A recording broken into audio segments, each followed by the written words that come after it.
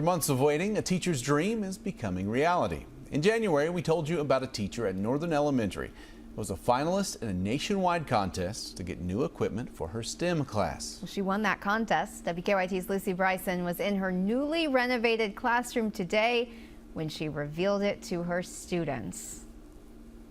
When we spoke to elementary STEM teacher Ashley Wilkerson just a few short months ago, she knew she wanted more for her classroom. I would love to see the new tables throughout the room. We have a lot of tables, but they do wobble a little bit. It is Tuesday, April 30th. Now she's revealing the $40,000 dream to her students. This is our reveal. Oh, isn't that so cool?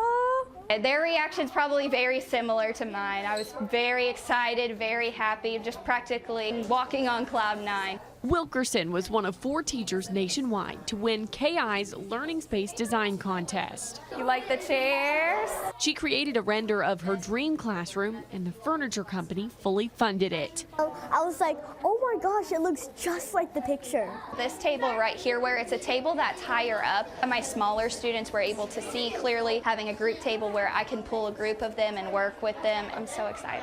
The new furniture will surely help elevate her classroom, but she says that she wants the win to inspire other teachers to apply next year. This could be an opportunity that maybe inspires other Kentucky teachers, that we can have this kind of classroom set up and have these opportunities for our students. I would say this is definitely every teacher's dream, to be able to come into a classroom like this. In Lexington, I'm Lucy Bryson, WKYT. Well done, nice.